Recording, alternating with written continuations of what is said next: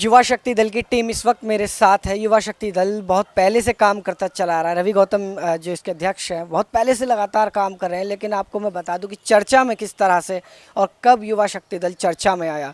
अभी जो हाल ही में सहारनपुर की जो घटना हुई, गिरफ्तारी हुई चंद्रशेखर की, जो एक बड़ा मामला था, उस दौरान युवा शक्ति दल के जो मैसेजेस थे वो लगातार फेसबुक और व्हाट्सएप पर वॉल टू वॉल जा रहे थे और फ़ोन टू फ़ोन शेयर किए जा रहे थे। हर किसी के पास सिर्फ एक ही ऐसे दल का नाम था जिसको सब उत्तेजक दल के रूप में देख रहे थे। मैंने भी वो तमाम वीडियो देखी जो रवि गौतम ने पोस्ट की थी अपने नाम से और ख़ुद को सामने रखते हुए। उसके बाद सबसे ज़्यादा चर्चा मिली है युवा शक्ति दल को। इस वक्त मेरे साथ अध्यक्ष रवि गौतम मौजूद है, उनसे बात करेंगे और संगठन को बनाने की वजह जानेंगे। आपका स्वागत है नेशनल दस्तक पर। मैं ये जानना चाहूँगा संगठन कब बनाया गया और बनाने की वजह क्या रही? सबसे पहले तो आप सभी को मेरा क्रांतिकारी जय भीम, और आप लोग आए उसके लिए बहुत बहुत धन्यवाद। देखिए, संगठन जो युवा शक्ति दल है ये बहुजन समाज का संगठन है, और इसकी जो जन्म हुआ वो 10 तारीख 7वां महीना सन 2015 को हुआ। एक घटना घटी थी जिला गौतम बुद्ध नगर में, जिसमें कुछ मनोवादी लोगों ने एक बहुजन समाज की लड़की का रेप किया और उसके बाद उसके गुप्त अंगों में लकड़ियाँ लगा दी गई, जो कि पूरा बहुजन समाज बड़ा दुख हुआ। और उसके लिए नेशनल हाईवे पर एक प्रदर्शन भी किया गया, जिसमें प्रशासन से हमसे वादा भी किया, जो कि कुछ मायने माना गया। लेकिन देखने में ये आया कि जब बहुजन समाज पर अत्याचार होता है और जिन हम पार्टियों पर विश्वास करते हैं, चाहे वो कोई भी पार्टी हो, लेकिन वो जब बात आती है वोटों की राजनीति की, तो हमको एक अकेला महसूस करते हैं कि ये अकेले हैं, कुछ नहीं कर सकते।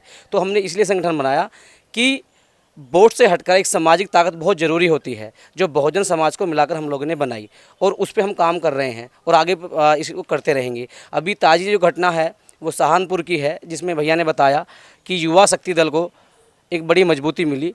भीम आर्मी संगठन, जिसके बड़े भाई चंद्रशेखर आज़ाद जी हैं, उन्होंने 21 तारीख को हमें जिम्मेदारी भी दी थी कि मेरे बाद रवि गौतम जी इसको लीड करेंगे, जिसमें मैं एक भीम सैनिक तरह निभा रहा हूँ।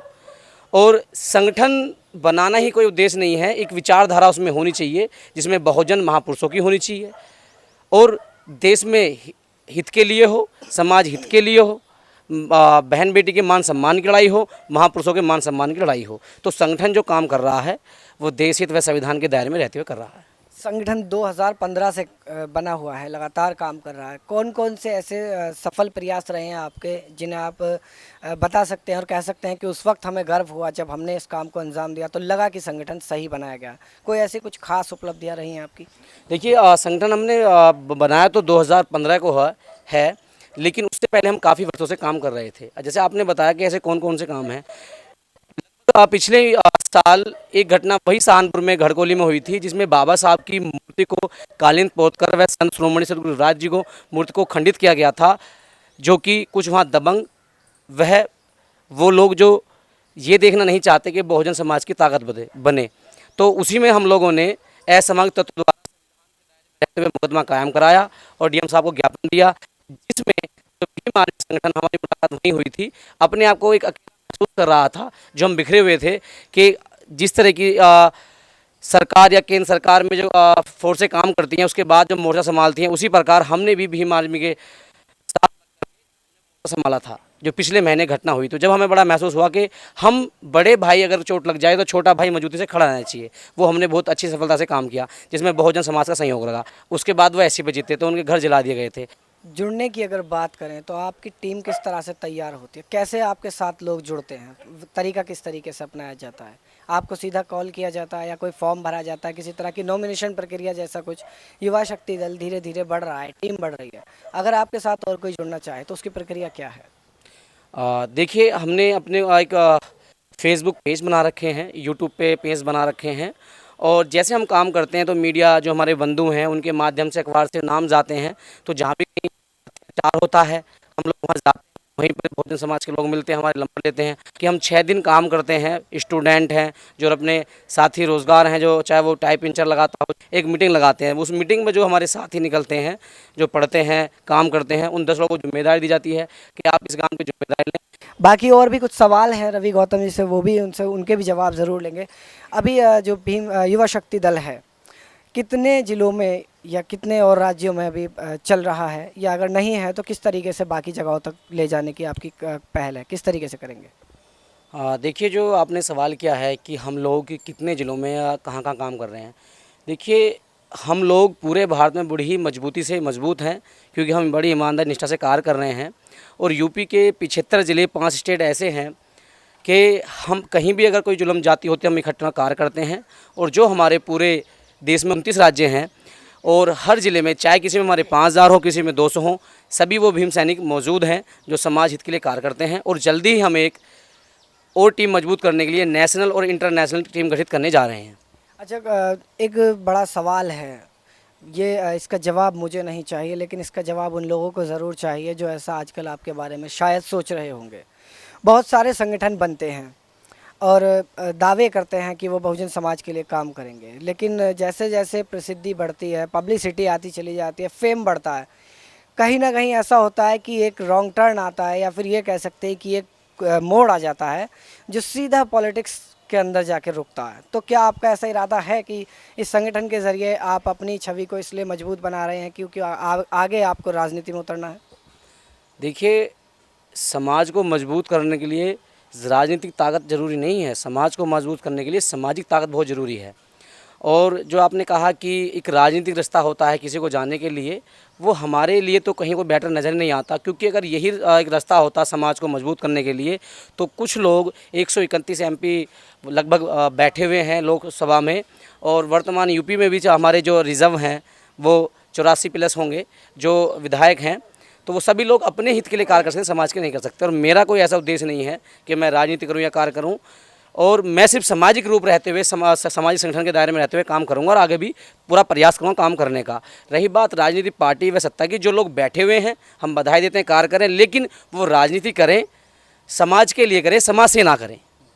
दरअसल पूछने का जो उद्देश्य था वो एक बार फिर से अगर बताऊं तो यही था कि आरएसएस नाम से एक संगठन है, पूरी तरह से राजनीति के साथ जुड़ा हुआ संगठन है। आरोप भी बहुत लगते हैं नेताओं पर भी कि बहुत से नेता आरएसएस के साथ जुड़े हुए हैं, लेकिन वो अपने आप को गैर राजनीतिक संगठन बताते हैं। तो आपका जो संगठन है वो गैर राजनीतिक ही रहेगा, या आगे जाके राजनीति में विलय होने की उम्मीद रहेगी इसकी? देखिए, जैसे आपने आरएसएस का बताया, ये आप बता रहे हैं कि वो संगठन किसी पार्टी से मिला हुआ है, जैसा आपने बताया, मुझे इस चीज़ की नॉलेज नहीं है, लेकिन जो होगा वो सच्चाई है कि आप पत्रकार है, ज़्यादा जानते हैं। हमारा संगठन किसी भी राजनीतिक संगठन को सपोर्ट नहीं करता, वो सामाजिक संगठन है। जैसे कि अभी बहुजन समाज पार्टी के लोगों ने कहा कि भीम आर्मी संगठन बीजेपी का है या संघ से मिला हुआ है। भाई, मिला है वो बहुजन समाज से, मिला है वो हर उस सामाजिक संगठन से जो समाज व देश की बात करता है, किसी राजनीति से नहीं मिला हुआ है। और हम लोग जो कार्य कर रहे हैं, हमारा कोई सपना ऐसा नहीं है कि राजनीति में रहकर बड़ी बड़ी गाड़ियाँ वह बड़े बड़े कोठियाँ बंगले होंगे। हम खुश हैं, हम बाबा साहब के अनुयायी हैं, हम सतगुरु रविदास जी के बच्चे हैं कि छोटी गाड़ी, अपनी बाइक या पैदल चल के जो कार्य कर रहे हैं हम उसमें खुश हैं। हमारे कोई ऐसे सपने नहीं हैं जो हम राजनीति में जाकर हम आराम करें। हम अपने लिए हित कर सकते हैं लोग राजनीति में जाकर, लेकिन समाज के लिए कुछ नहीं कर सकते, जिसका खामियाजा आप जानते हैं। जब से देश आज़ाद हुआ, कितनी पार्टियाँ, कितने संगठन बने जिन्होंने अपना हित सोचा, समाज का सोचा, वो चंद घंटे व चंद दिन के लिए बने, अब फिर लुप्त हो गए। मतलब कुल मिलाकर आपका जो मिशन है वो ये है कि बहुजन समाज आगे बढ़े, उसी के लिए आप लगातार कार्य करते आ रहे हैं और आगे भी कार्य करेंगे। फंडिंग की मैं बात करूंगा, जो कोई भी अगर सोशल एक्टिविटी आप करते हैं किसी भी तरह का, अगर एक सड़क पर खड़े करके पानी भी पिलाना होता है तो गिलास आते हैं, वो भी खर्चे से ही आते हैं। तो फंडिंग कहाँ से होती है, किस तरीके से आप वो पैसा जुटाते हैं? देखिए, हमारा ये बहुजन समाज काफ़ी बड़ा है। इसमें जो आप फंडिंग की बात कर रहे हैं, जब हम कैडर कैंप लगाते हैं तो जो लोग आते हैं हम उनसे 2-2 रुपये एक डायरी मेंटेन करके उनसे ले लेते हैं। और जब आप सामाजिक कार्य करोगे तो आपको फ़ंड की ज़रूरत नहीं पड़ती। अगर हमें कहीं खाना खाना होता है तो हमारे बहुजन समाज का हृदय काफ़ी बड़ा है। 2-2 रोटी अगर कहीं से निकल के आती हैं तो हमारा काम चल जाता है। एक गिलास पानी पीना होता है तो हमारे लिए बाल्टी व टब के इंतजाम हो जाते हैं, तो फंडिंग की ज़रूरत नहीं पड़ती। और अगर कुछ फंडिंग की जो कुछ चीज़ें होती हैं, जो आवश्यकता होती है, वो बहुजन समाज 1-1 रुपया 2-2 रुपये इकट्ठा करके हमें दे देता है, जो हम पूरा मेंटेन करते हैं, उससे हम अपना खर्चा व कार्य चलाते हैं। एक आखिरी सवाल के साथ अपनी बात ख़त्म करूंगा कि युवा शक्ति दल किस किस तरह की मदद के लिए तैयार है बहुजन समाज के लोगों के लिए? अगर लोगों को ज़रूरत पड़े, जो लोग इस वक्त आपको देख रहे हैं, सुन रहे हैं, उन तक ये मैसेज ज़रूर चला जाए कि वो किन किन हालातों में युवा शक्ति दल को याद कर सकते हैं, किन किन परिस्थितियों में युवा शक्ति दल उनकी मदद के लिए तैयार खड़ा है। देखिए, जो बाबा साहब का सपना था कि समानता, शिक्षा के लिए हम कार्य करें, तो युवा शक्ति दल बहुजन समाज के वो सभी कार्य जो समाज हित व देश हित के हों, चाहे किसी बहन बेटी की शादी हो, अगर उस पर अत्याचार हो रहा है, परिवार पैसे नहीं हैं, जुल्म जाती हो रही है, तो हम फंड 2-2 रुपये 5-5 रुपये गांव जिले से इकट्ठा करके उनकी शादियां कराते हैं। जो बच्चे पढ़ना चाहते हैं और उनके पापा गार्जियन नहीं कर पाते क्योंकि बेरोज़गारी काफ़ी है इस देश में, तो हम वो 2-2 रुपये इकट्ठे उनका सहयोग करते हैं। कहीं कोई असमाज तत्व, चाहे वो बहुजन समाज से हो या फिर अदर समाज से हो, अगर लड़ाई होती है, दंगे होते हैं, तो शांतिपूर्वक दोनों समुदाय को बैठाने का प्रयास किया जाता है और फिर कानूनी रूप से उनकी मदद की जाती है। जैसे ताज़ी घटना भी मेरठ में आ रही है, वहाँ पर जाट समुदाय वह जाटों का संघर्ष चल रहा है, जिसमें हमारे पदाधिकारियों ने सीओ साहब से बात की है कि इसको हल किया जाए। यानी कि वो सभी कार्य जो समाज हित में हों, बच्चे पढ़ नहीं पा रहे हैं उनके लिए मदद करनी, शादी नहीं हो रही है उनके लिए मदद करनी, कोई रोड एक्सीडेंट हो गया है उन्हें अस्पताल तक पहुंचाना, कहीं चौराहे पर ट्रैफिक लग जाता है उनके लिए टीम लगानी 2-2 घंटे लिखित रूप में देके, ज्ञापन देके, और उसके बाद कहीं पर कोई आपदा आ जाती है या तो उसके लिए भी पूरी टीम वहाँ जाकर कार्य करती है। अच्छा, आगे के लिए कोई योजनाएं हैं आपकी कुछ, या अभी ऐसा प्लान नहीं किया गया है? देखिए, वो पूरी टीम गठित की जा रही है जो वो हम ये काम कर रहे हैं उसमें, जैसे कि आपने बताया कि संगठन चर्चित में आया है, हम तो जीरो ग्राउंड पे काम करते हैं, तो उसमें और बुद्धिजीव डाले जाएंगे, आईएएस आईपीएस जो रिटायर हैं, डॉक्टर इंजीनियर हैं, उनकी सहमति से कार्य किया जाएगा और जो देश के लिए काम हो वो हम सब लोग मिलकर काम करेंगे। रवि गौतम इस वक्त हमारे साथ थे, जो युवा शक्ति दल के अध्यक्ष हैं।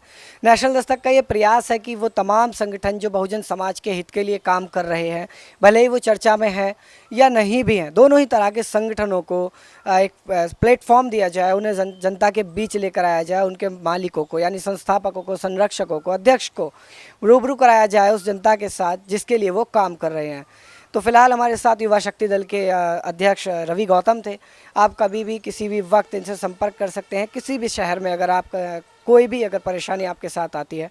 नंबर्स की अगर बात करें तो नेशनल दस्तक से आप इनके नंबर बिल्कुल ले सकते हैं किसी भी तरह की ज़रूरत पड़ने पर। वीडियो जर्नलिस्ट आशीष जायसवाल के साथ मैं लव कुमार, नेशनल दस्तक गाज़ियाबाद।